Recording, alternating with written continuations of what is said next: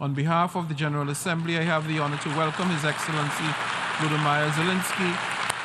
Pour la première fois depuis son élection, Volodymyr Zelensky s'avance à la tribune de l'ONU.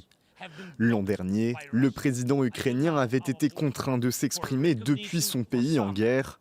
Cette fois-ci, le dirigeant représente sa population et notamment les enfants kidnappés par l'occupant russe. Nous essayons de récupérer ces enfants, mais le temps passe. Que va-t-il se passer pour ces enfants ? Que va-t-il leur arriver ? En Russie, on apprend à ces enfants à haïr l'Ukraine. Et tous les liens avec leur famille sont rompus. Et c'est clairement un génocide. Génocide, utilisation de la nourriture comme d'une arme, Zelensky multiplie les accusations contre Moscou. Face à l'invasion russe, le président réclame l'unité mondiale et invite les dirigeants à un sommet de la paix à Kiev. Une initiative appuyée par ses alliés occidentaux, au premier rang desquels les États-Unis.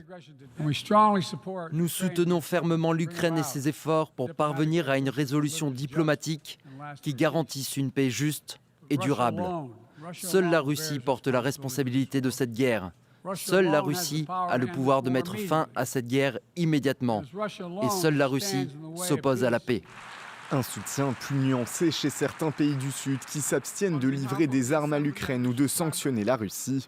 Le président Lula continue de promouvoir une résolution diplomatique de la guerre.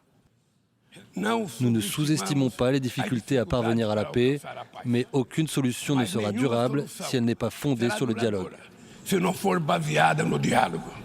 Mercredi, Volodymyr Zelensky participe à une réunion spéciale du Conseil de sécurité de l'ONU avant de s'envoler pour la Maison-Blanche où il sera reçu par Joe Biden.